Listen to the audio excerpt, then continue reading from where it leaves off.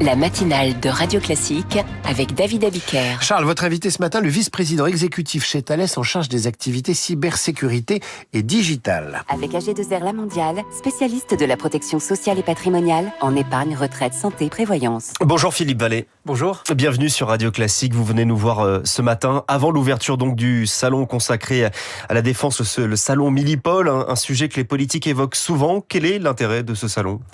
Si vous voulez, c'est un salon global sur la sécurité intérieure. On y voit tout un tas de solutions qui visent à protéger nos sociétés modernes, qui sont très digitales, très numériques, et comment on se protège en particulier contre toutes ces attaques, ces menaces hybrides dont on parle de plus en plus en fait dans le monde. Il y a un certain nombre de menaces, commençons par les menaces numériques. On pense bien sûr aux cyberattaques, les hôpitaux, les entreprises, le service Page Emploi hier encore. Est-ce que les administrations et les entreprises ont pris la mesure de l'enjeu ? Alors déjà, il faut savoir que les entreprises sont tenues de respecter le règlement général sur la protection des données en Europe, qui est un règlement extrêmement contraignant.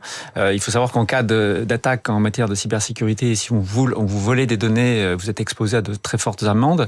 Et aujourd'hui, en fait, nous sommes dans des sociétés qui sont de plus en plus digitales, les interactions sont plus numériques, avec son smartphone, avec son ordinateur personnel. Et donc, il faut déjà protéger les identités. On a beaucoup d'usurpation d'identité aujourd'hui.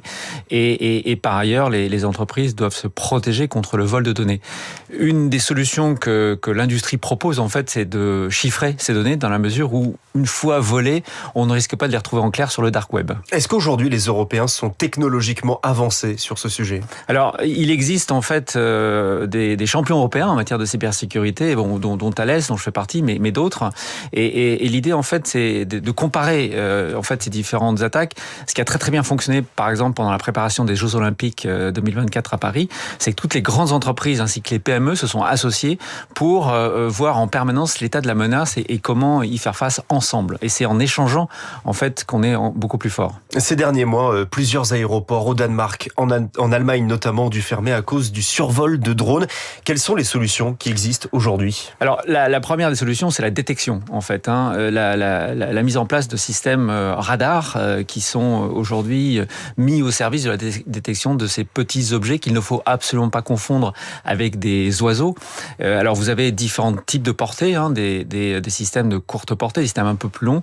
L'idée étant que plus vous pouvez intercepter ces objets ennemis, ou en tout cas inconnus, menaçants, mieux vous portez pour éventuellement les neutraliser. Justement, ces radars aujourd'hui sont techniquement capables de faire la différence entre le drone récréatif, celui qui ne présente pas une menace, et puis le drone qui, lui, représente une vraie menace. Et alors, c'est une soupe de données, si je puis dire. Un radar, vous récupérez tout un tas de signaux, et en particulier avec l'ajout de l'intelligence artificielle, la technologie radar aujourd'hui a beaucoup évolué, justement pour pouvoir, pour aider en fait l'opérateur du radar à faire la distinction entre ces signaux très faibles et de distinguer effectivement un objet et pouvoir éventuellement identifier son pilote aussi et de voir si le pilote a les bonnes accréditations pour pouvoir survoler. Toutes ces menaces ont un impact sur l'économie, c'est le cas aussi des événements climatiques. On en parle régulièrement, les feux de forêt, les inondations, c'est un marché aujourd'hui porteur pour Thales ? Oui, alors nous avons mis au point avec Renault, dans le cadre d'une alliance que nous avons avec d'autres entreprises et Renault dans ce qu'on appelle la Software République, un véhicule en fait qui est une Renault 4 complètement rééquipée, qui est un petit centre de commandement en fait qui permet justement de détecter des départs de feu de façon de plus en plus efficace, mais aussi quelque chose qui s'insère dans le paysage urbain, puisque ce véhicule de commande et de contrôle, si je puis dire, comme une solution de commande et de contrôle pour détecter une attaque en cybersécurité ou un survol de drone, permet en fait de se connecter avec les panneaux Deco entreprise qui fait partie par exemple aussi de cette association, et on est capable d'envoyer des messages de sécurité dans l'environnement très proche en cas d'incendie, en cas de menace. C'est donc un système qui permet justement de superviser en fait l'environnement dans lequel vous vous trouvez. Et sur ce marché, quels sont les clients ? Plutôt les pouvoirs publics ou plutôt les entreprises ? Alors à Milipol, vous avez énormément de pouvoirs publics. Vous avez les ministères de l'Intérieur de différents pays qui viennent visiter, qui viennent voir en fait les différentes technologies, comment elles évoluent. Mais vous avez bien sûr des grandes entreprises et des PME qui doivent s'équiper contre toutes ces menaces en matière de cybersécurité et notamment contre le vol de données. Un des enjeux de cette industrie de défense et d'armement, c'est le rapprochement avec les concurrents européens. Thales, Airbus et Leonardo se sont alliés pour le spatial. Est-ce qu'il faut le faire pour tous les domaines ? L'idée, c'est de créer des champions européens. N'hésitons pas à le dire, nous avons des champions d'Europe. Thales en particulier a beaucoup investi en matière de cybersécurité. On a acquis d'autres entreprises. On est en train de développer en fait un cloud de confiance qui est en train d'être certifié par l'ANSSI, qui est une agence prestigieuse en matière de cybersécurité.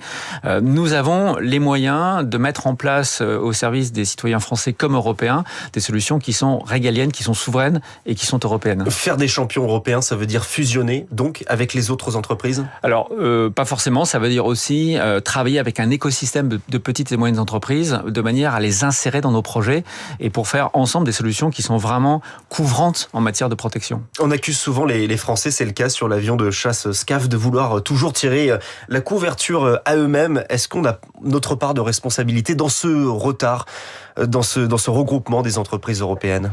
Non, je ne crois pas. Enfin, si je prends l'exemple de Thales, en fait, nous faisons travailler chaque année des milliers de petites et moyennes entreprises dans ce qu'on appelle la chaîne de valeur, de manière à fournir, par exemple, les équipements que vous trouvez à bord du Rafale. Thales, c'est 30 à 40% de la valeur ajoutée que vous avez dans un avion, comme le Rafale, mais cette valeur ajoutée ne vient pas uniquement de Thales. C'est aussi toute une chaîne de sous-traitants qui viennent nous aider à fabriquer ces solutions que nous mettons à la disposition d'Assaut Aviation. Merci Philippe Vallée, le vice-président exécutif de Thales, chargé des activités cybersécurité et numérique. Merci à tous les deux. Charles, je vous dis à demain 6h pour le tour de l'actualité économique. Dans un instant, les coulisses de la réunion voulue par le président de la République sur le narcotrafic. Que peut en attendre Emmanuel Macron ? Marcelo Vesfred va nous le dire.